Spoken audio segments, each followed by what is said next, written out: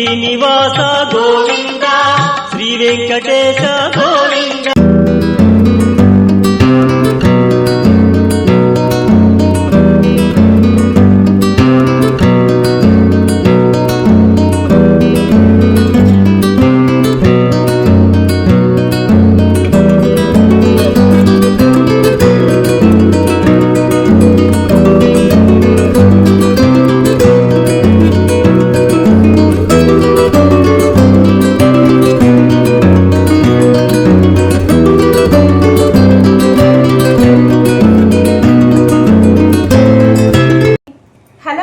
నమస్తే, అందరూ ఎలా ఉన్నారు? బాగున్నారా? Welcome back to our channel మన ఇంటి ముచ్చట్లు బ్లాగ్స్. సో చాలా రోజులైందండి వీడియో షూట్ చేసి, వ్లాగ్ చేసి. సో ఈ మధ్య వరుసగా టెంపుల్ టూర్ వీడియోస్ వస్తూ ఉన్నాయి కదా, వ్లాగ్ అయితే షూట్ చేయలేదు. ఈ రోజు అయితే ఒక మంచి వీడియోతో మీ ముందుకు వచ్చేసానమాట. సో ఈ వీడియోలో ఒక మంచి విషయం అయితే షేర్ చేసుకోబోతున్నానండి. నేనైతే 7 శనివారాల వ్రతం స్టార్ట్ చేశానమాట. ఈ రోజే మొదటి వారం పూజ చేసుకున్నాను. సో ఈ వ్రతం ఎలా చేసుకోవాలి ఏంటి, ఈ వ్రతం వల్ల కలిగే ప్రయోజనాలు ఏంటి అనేది అంతా కూడా ఈ వీడియోలో షేర్ చేసుకుంటాను. ఈ వ్రతం ఎవరు చేసుకోవాలి, ఎలా చేసుకోవాలి, ఎప్పుడు చేసుకోవాలి, మొత్తం డీటెయిల్స్ అన్నీ కూడా ఈ వీడియోలో షేర్ చేసుకుంటానండి. సో వీడియో అయితే చాలా యూస్ఫుల్గా ఉండబోతుంది. వీడియోని స్కిప్ చేయకుండా ఎండ్ వరకు చూసేయండి. అలాగే మన ఛానల్ని కనుక ఫస్ట్ టైం చూస్తున్నట్లయితే సబ్స్క్రైబ్ చేసుకోండి. Let's get into the video.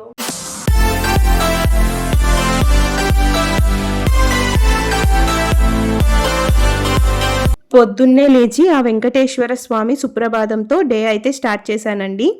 ఇలా డివోషనల్గా డే స్టార్ట్ చేస్తే ఎంత పాజిటివ్గా ఉంటుందో కదా రోజంతా కూడా. సో ఇంకా సూర్యుడు కూడా ఉదయించలేదు. ఇలా సూర్యోదయానికి ముందే లేచి డే స్టార్ట్ చేస్తే వర్క్ అంతా కూడా చాలా తొందరగా ఫినిష్ అయిపోతుంది. అలాగే చాలా టైం కూడా సేవ్ అవుతుంది మనకి. ఇలా ఏదైనా వ్రతం చేసుకునేటప్పుడు పొద్దున్నే లేచి అన్ని పనులు చేసుకుంటూ ఉంటే చాలా బాగా అనిపిస్తుంది కదా.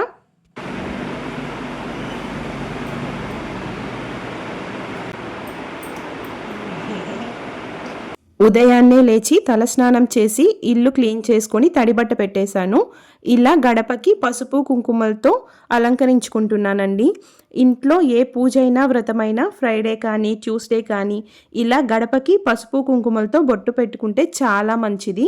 గడప లక్ష్మీదేవితో సమానం కాబట్టి గుమ్మం ఎప్పుడూ కలకల్లాడుతూ ఉంటే ఆ ఇంట్లో ఎప్పుడూ లక్ష్మీదేవి స్థిరంగా నివాసం ఉంటుంది. లక్ష్మీదేవి కటాక్షం ఎప్పుడూ ఆ ఇంట్లో ఉంటుంది. మనం గుమ్మానికి ఎంత అందంగా పెయింట్తో డిజైన్ వేసినా పసుపు కుంకుమలతో అలంకరించుకుంటే ఆ గుమ్మానికి ఉండే కలే వేరు. చక్కగా ముగ్గు కూడా వేసేసుకున్నాను. ఒక నిమ్మకాయని కట్ చేసి కుంకుమ పోసి గుమ్మానికి 2 పక్కల పెట్టుకుంటున్నానండి. అలా చేస్తే నెగిటివ్ ఎనర్జీ అనేది ఇంట్లోకి రాకుండా ఉంటుంది. తులసి కోటకు కూడా బొట్లు పెట్టేసుకున్నాను. గుమ్మం ముందు తులసి కోట ఉంటే ఆ ఇంటి అందమే వేరుగా ఉంటుంది కదా. తులసిని మనం లక్ష్మీ స్వరూపంగా భావిస్తాం కాబట్టి ప్రతిరోజు తులసిని పూజిస్తే ఆ ఇంట్లో అష్టైశ్వర్యాలు సిద్ధిస్తాయి. పూజకి కావాల్సిన సామాన్లన్నీ కూడా ఇలా సిద్ధం చేసి పెట్టుకున్నానండి.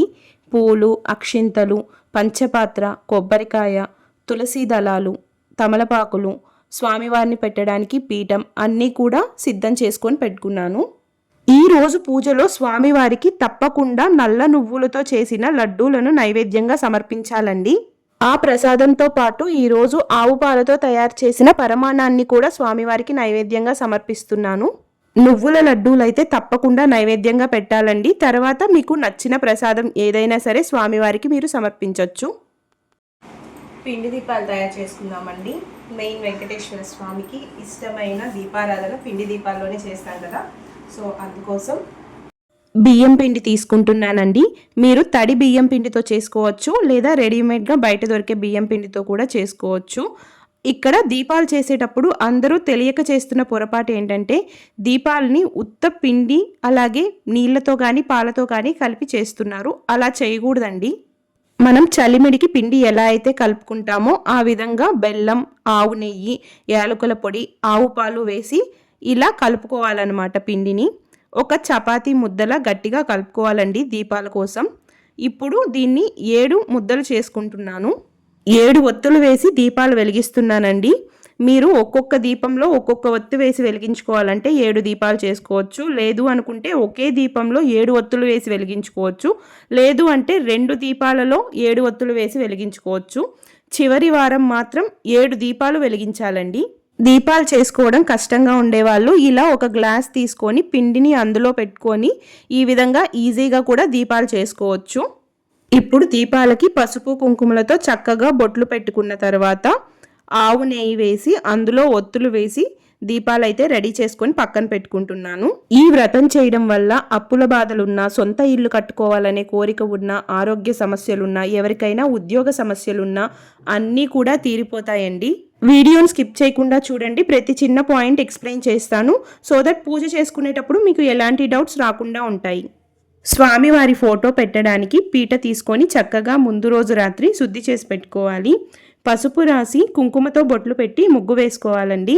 ముగ్గు వేయకుండా స్వామివారిని కూర్చోపెట్టకూడదు. బియ్యం పిండితోనే ముగ్గు వేయాలి. ఈ వ్రతం 7 వారాలు చేయాలండి. కానీ వెంకటేశ్వర స్వామి వడ్డీ కాసుల వాడు, వడ్డీ అంటే ఎంతో ప్రీతి అని అందరూ 8వ వారం కూడా వ్రతం చేస్తూ ఉంటారు. తప్పేం లేదండి. ఆ భగవంతుణ్ణి మనం ఎన్ని వారాలైనా పూజించవచ్చు. కానీ ఈ వ్రతం 7 వారాలు చేస్తే సంపూర్ణంగా పూర్తవుతుంది. 6 వారాలు కూడా 7 పిండి దీపాలు వెలిగించాల్సిన అవసరం కూడా లేదండి. చివరి వారం వెలిగిస్తే సరిపోతుంది. ఇలా అలంకరించిన పీట పైన ఒక పసుపు కలర్ క్లాత్తో కానీ లేదా వైట్ టవల్ కానీ కొత్తది వేసుకోవచ్చండి. లేదంటే మీరు దేవుడికి సంబంధించి ఎప్పుడైనా వాడిన క్లాత్ అయినా పర్వాలేదు, యూస్ చేసుకోవచ్చు. ఇక్కడ చూపిస్తున్న విధంగా 3 గుప్పెళ్లతో బియ్యం పోసుకొని అందులో చిటికెడు పసుపు కుంకుమ వేసుకొని దానిపైన స్వామివారి ఫోటో పెట్టుకోవాలి. లక్ష్మీదేవి సమేతంగా ఉన్న వెంకటేశ్వర స్వామి ప్రతిమ ఏదైనా పెట్టుకోవాలండి. లేదంటే స్వామివారి ఫోటోతో పాటు లక్ష్మీదేవి ఫోటో కూడా పెట్టుకోవాలండి పూజలో. మనం ఏ పూజ చేసుకున్నా ముందుగా పూజించాల్సింది ఆ గణపతినే కాబట్టి పసుపుతో వినాయకుడిని చేసుకొని ప్రతిష్ఠించుకోవాలి. మీ దగ్గర విగ్రహం లాంటిది ఏదైనా ఉన్నా సరే దానికైనా సరే పూజ చేసుకోవచ్చు. ఈ వ్రతాన్ని ఏ శనివారం అయినా సరే మొదలు పెట్టచ్చండి. అలాగే మగవాళ్ళైనా ఆడవాళ్ళైనా భార్యాభర్తలు కలిసి చేసుకోవచ్చు. ఈ వ్రతాన్ని ఉదయం చేసుకోవచ్చు, కుదరని వాళ్ళు సాయంత్రం కూడా చేసుకోవచ్చు. కలశం ఆచారం ఉన్న వాళ్ళు కలశం కూడా పెట్టుకోవచ్చండి. మిగిలిన పూజ అంతా కూడా ఇక్కడ చూపిస్తున్న విధంగానే చేసుకోవాలి. ఇలా పిండి దీపాలన్నింటినీ కూడా తమలపాకుల పైన పెట్టుకోవాలండి. అలాగే ఒక బెల్లం ముక్కని మహాగణపతికి నైవేద్యంగా సమర్పించాలి. ఆ వెంకటేశ్వర స్వామి అలంకార ప్రియుడండి కాబట్టి స్వామివారిని చక్కగా పుష్పాలతో అలంకరించుకోవాలి. శని దోషాల వల్ల ఎవరైనా ఇబ్బంది పడుతున్నట్లయితే ఈ వ్రతం చేయడం వల్ల ఆ శని భగవానుడి అనుగ్రహం కూడా కలిగి అంతా మంచి జరుగుతుంది. ఆ శనిదేవుడికి ఎంతో ఇష్టమైన నల్ల నువ్వులతో లడ్డూలు చేసి స్వామివారికి నైవేద్యంగా సమర్పించాలి. అలాగే నువ్వుల నూనెతో దీపం వెలిగించాలండి. వెంకటేశ్వర స్వామికి దీపారాధన చేసే పిండి దీపాలను ఆవునేతితో వెలిగించాలి. వేరుగా దీపస్తంభాలలో నువ్వుల నూనె వేసి దీపారాధన చేయాలి. ఆ స్వామికి ఎంతో ఇష్టమైన వడపప్పు, పానకం, పరమాన్నం, అలాగే నువ్వులతో చేసిన లడ్డూలు 7, ఇంకా మన దగ్గర ఏమైనా పండ్లు అలాంటివి ఉన్నా కూడా స్వామివారికి సమర్పించవచ్చు. ఇలా ఒక తులసి దళం తీసుకొని నైవేద్యంపై ఉంచి అప్పుడు స్వామివారికి నివేదించాలి. పంచపాత్రలో కొద్దిగా నీళ్లు తీసుకొని చిటికెడు పచ్చకర్పూరం అలాగే తులసి దళాలు వేసుకోవాలండి. ఈ పూజలో ముఖ్యంగా కావాల్సింది తులసి దళాలండి. తులసి దళాలతో మాల కట్టి వేసిన లేదా అష్టోత్తరం చదువుతూ స్వామివారికి పూజ చేసిన స్వామివారు ఎంతో సంతోషించి మనల్ని అనుగ్రహిస్తారు. ఈ వ్రతాన్ని ఉదయం చేసుకున్నట్లయితే పూజ అయ్యే వరకు ఏమీ తినకుండా పూజ అయిన తర్వాత స్వామివారి నైవేద్యాన్ని ప్రసాదంగా తీసుకోవచ్చండి. ఒకవేళ సాయంత్రం చేసుకున్నట్లయితే అప్పటి వరకు ఉపవాసం ఉండి సాయంత్రం పూజ అయిన తర్వాత ప్రసాదాన్ని తీసుకోవచ్చు. ఆరోగ్య సమస్యలు ఉన్నట్లయితే ఉపవాసం లేకపోయినా ఏం పర్వాలేదండి. మన మనస్సులో ఉన్న కోరికను చెప్పుకుంటూ స్వామివారికి ముడుపు కట్టాలి. ఒక వైట్ క్లాత్ తీసుకొని పసుపు నీళ్ళల్లో ముంచి ఈ విధంగా పసుపు వస్త్రం తయారు చేసుకోవాలండి. దాంట్లో మనకి తోచిన విధంగా దక్షిణ 116 కానీ 1116 కానీ మన ఇష్టం ఎంతైనా పెట్టి కొద్దిగా అక్షింతలు అలాగే తులసి దళాలు వేసి ఈ విధంగా ముడుపు కట్టి స్వామివారి పాదాల దగ్గర పెట్టుకోవాలి. ఇప్పుడు ఏకహారతితో స్వామివారి దగ్గర ఉన్న పిండి దీపాలన్నిటినీ కూడా వెలిగించుకోవాలి. ముడుపు మొదటి వారం కడితే సరిపోతుందండి. ప్రతి వారం కట్టాల్సిన పని లేదు. ఈ వ్రతం చేసుకున్న ప్రతి శనివారం కూడా సాయంత్రం మీ దగ్గరలో ఉన్న వెంకటేశ్వర స్వామి టెంపుల్కి వెళ్ళి ఆ స్వామివారి దర్శనం చేసుకోండి. వ్రతం చేసుకున్న తర్వాత ఎవరినైనా ఇంటికి పిలిచి భోజనం పెడితే చాలా మంచిదండి. 7 శనివారాలు వ్రతం పూర్తయిన తర్వాత బ్రాహ్మణునికి స్వయం పాకం దానంగా ఇవ్వాలండి. స్వయం పాకం దానం ఎలా ఇవ్వాలి ఏంటి అనేది ఇంకొక వీడియోలో పోస్ట్ చేస్తాను. 7 శనివారాలు వ్రతం పూర్తి చేసుకున్న తర్వాత ఆ తిరుమలకు వెళ్ళి స్వామివారి దర్శనం చేసుకొని ఈ ముడుపుని హుండీలో వేసేయాలి. 7 అగరవత్తులు వెలిగించి స్వామివారికి ధూపం చూపించాలండి. ఆ 7 కొండల వాడికి 7 అనే సంఖ్య అంటే చాలా ఇష్టమట. అందుకే ఈ వ్రతంలో అన్ని కూడా 7 ఉండేలా చూసుకోవాలి.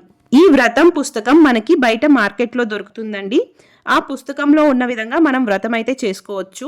పుస్తకంలో ఉన్న విధంగా వ్రతం చేసుకోలేకపోయినా స్వామివారి అష్టోత్తరం, అమ్మవారి అష్టోత్తరం, అలాగే పుస్తకంలో 3 కథలు ఉంటాయండి. అవి చదువుకొని కూడా మీరు వ్రతం సింపుల్గా చేసుకోవచ్చు. అంతకంటే ముందు మనం విఘ్నేశ్వరుణ్ణి పూజించాలండి. ఆ తర్వాత శనిదేవుడికి సంబంధించిన స్తోత్రాలన్నింటినీ కూడా తప్పకుండా చదువుకోవాలి. ఆ తర్వాతే మనం వెంకటేశ్వర స్వామిని పూజించాలి. ముందుగా ఆచమనం చేసుకోవాలండి. చేతిలో 3 సార్లు నీళ్లు పోసుకొని తాగి గోవిందాయ నమః అంటూ కింద 4వసారి నీళ్లు వదిలేయాలి. ఆ తర్వాత సంకల్పం చెప్పుకోవాలి. మన గోత్రనామాలన్నీ కూడా సంకల్పంలో చెప్పుకొని స్వామివారి పూజ స్టార్ట్ చేయాలి. చాలా సింపుల్గా చేసుకోవచ్చండి పూజ అయితే. ఈ వ్రతం 7 వారాలు కూడా పూర్తయిన తర్వాత ఈ వ్రత కథా పుస్తకాలు 7 కానీ 11 కానీ 5 కానీ తాంబూలంతో పాటు ముత్తైదువులకి ఇవ్వాలి. ఈ పూజలో ఇంకొక నియమం ఏంటంటే తప్పకుండా బ్రహ్మచర్యం అనేది పాటించాలి. ఈ విధంగా దృఢ సంకల్పంతో చక్కగా వ్రతాన్ని పూర్తి చేసినట్లయితే మీరు అనుకున్న కోరిక అనేది తప్పకుండా నెరవేరుతుంది. పూజలో స్వామివారికి 7 రకాల నైవేద్యాలు సమర్పించకపోయినా, తెలిసో తెలియకో పూజలో ఏవైనా పొరపాట్లు చేసినా స్వామికి మనపైన ఎటువంటి ఆగ్రహం కలగదండి. మనం ఎంత భక్తితో, ఎంత శ్రద్ధతో స్వామివారిని పూజిస్తున్నామనేదే ఇక్కడ ముఖ్యం. మానసాయ నమః ఓం అశ్వారూఢాయ నమః ఓం ఖడ్గధారిణే నమః ఓం ధన. కాబట్టి మీరు మీకు ఉన్న దాంట్లోనే ఈ పూజని చక్కగా చేసుకోవచ్చు. ఈ వ్రతం బుక్లో మనకి వెంకటేశ్వర స్వామి, అలాగే లక్ష్మీదేవి, పద్మావతీదేవి అష్టోత్తరాలు ఉంటాయండి. వాటితో పాటు 3 కథలు కూడా ఉంటాయి. అవి మాత్రం చదువుకోవచ్చు. చాలా సింపుల్గానే ఉంటాయి. ఈ వ్రతం చేసేటప్పుడు చాలా మందికి వచ్చే డౌట్ ఏంటంటే మగవాళ్ళైతే కంటిన్యూగా 7 వారాలు వ్రతం చేస్తారు. ఆడవాళ్ళకి ఏదైనా ఇబ్బంది వచ్చినప్పుడు ఏం చేయాలి? ఆడవాళ్ళకి ఇబ్బంది కలిగినప్పుడు ఆ వారం వదిలేసి నెక్స్ట్ వారం నుంచి యథావిధిగా వ్రతం అనేది కంటిన్యూ చేయొచ్చండి. ఇంకేదైనా కారణం వల్ల, అత్యవసరం వల్ల ఏదైనా ఊరు వెళ్లాల్సి వచ్చినా కూడా ఆ వారం వదిలేసి నెక్స్ట్ వారం నుంచి కంటిన్యూగా వ్రతం చేసుకోవచ్చండి. ఎటువంటి ఇబ్బంది ఉండదు. ఈ వ్రతంలో కఠోరమైన నియమాలేమీ ఉండవండి. ఈ వ్రతం చేసుకోవడం కూడా చాలా సింపుల్. స్వామివారికి పిండి దీపాలు వెలిగించి నువ్వులతో చేసిన 7 లడ్డూలు నైవేద్యంగా పెట్టి తులసీ దళాలతో పూజ చేసిన ఈ వ్రతం అనేది పూర్తయిపోతుంది. ఈ పూజలో వచ్చే ఇంకొక డౌట్ ఏంటంటే స్వామివారికి ఎన్ని రకాల నైవేద్యాలు సమర్పించాలి? ప్రతి వారం కూడా 7 రకాల నైవేద్యాలు సమర్పించాలా అని డౌట్ వస్తూ ఉంటుంది. స్వామివారికి ప్రతివారం కూడా తాంబూలంలో అరటిపళ్ళు, అలాగే కొబ్బరికాయ, ఇంకా నువ్వులతో చేసిన 7 నువ్వుల లడ్డూలు, అలాగే స్వామివారికి దీపారాధన కోసం మనం చలిమిడి తయారు చేస్తాం కదండి, చలిమిడిని నైవేద్యంగా పెడితే సరిపోతుంది. ఒకవేళ మీరు ఈ 7 వారాల్లో ఎప్పుడైనా కొబ్బరికాయ కొట్టకపోయినా అవన్నీ కలిపి లాస్ట్ 7వ వారం పూజ చేసుకున్నప్పుడు కొట్టచ్చు. అంటే మీరు మొదటి వారం కొబ్బరికాయ కొట్టి మిగిలిన వారాలు కొట్టకపోయినా 7వ వారం మొత్తం కొబ్బరికాయలు 6 కలిపి అప్పుడు కొట్టచ్చు అనమాట. మీరు ఒకవేళ 7 వారాలు కాకుండా 8 వారాలు పూజ చేసుకోవాలనుకుంటే 7వ వారం 7 దీపాలు వెలిగించి అలాగే స్వయం పాకం దానం బ్రాహ్మణునికి ఇచ్చి పూజ అయితే పూర్తి చేసుకోవాలండి. మళ్ళీ 8వ వారం మిగిలిన వారాల్లో పూజ ఎలా చేసుకున్నారో అదే విధంగా చేసుకోవచ్చు. ఈ శనివార వ్రతం వెంకటేశ్వర స్వామికే కాదండి, ఆ శనీశ్వరుడికి కూడా చెందుతుంది.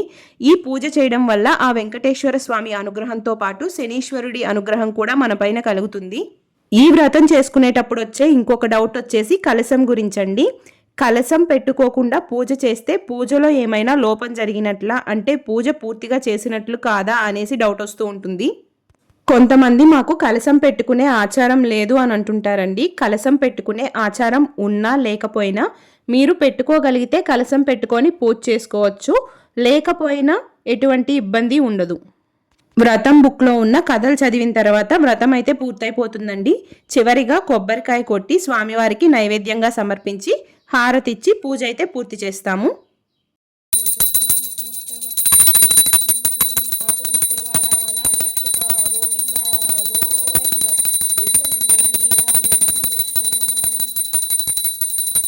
చివరిగా కొద్దిగా అక్షింతలు పువ్వులు తీసుకొని మీ మనసులో ఉన్న కోరికలన్నీ స్వామివారికి చెప్పుకొని పైకి లేచి ఆత్మ ప్రదక్షిణ నమస్కారం సమర్పయామి అంటూ 3 ప్రదక్షిణలు చేసి మీ చేతిలో ఉన్న అక్షింతల్ని పువ్వుల్ని స్వామివారి పాదాల దగ్గర వేయాలండి. దాంతో మీ వ్రతం అయితే పూర్తవుతుంది. మార్నింగ్ పూజ అంతా కంప్లీట్ అయిపోయిన తర్వాత మళ్ళీ ఈవినింగ్ తిరిగి పూజ చేసుకోవాలండి. ఈవినింగ్ మళ్ళీ స్వామికి ఏదైనా పండు కానీ డ్రై ఫ్రూట్స్ కానీ ఏదో ఒకటి నైవేద్యంగా పెట్టి పిండి దీపాలు వెలిగించాల్సిన అవసరం లేదండి. దీపారాధన చేసుకునే కుందులలో నువ్వుల నూనె వేసి దీపాలు వెలిగించి స్వామివారికి అష్టోత్తరంతో పూజ చేసుకోవాలి. స్వామివారి పీఠాన్ని ముందుకు జరిపినట్లుగా కదిపి పునరాగమనాయచ యథాస్థానే ప్రతిష్టాపయామి అని చెప్పుకోవాలి. దీపాలన్నీ కొండెక్కిన తర్వాత మళ్ళీ స్వామివారి ఫోటోని యథాస్థానం మన పూజ గదిలో పెట్టేసుకోవచ్చు. ఇలా స్వామివారి వ్రతం అయితే చేసుకోవాలండి. ఇంకేమైనా డౌట్స్ ఉంటే కామెంట్ చేయండి. అలాగే వీడియో నచ్చితే లైక్ చేసి సబ్స్క్రైబ్ చేసుకోండి ఫ్రెండ్స్. Thanks for watching.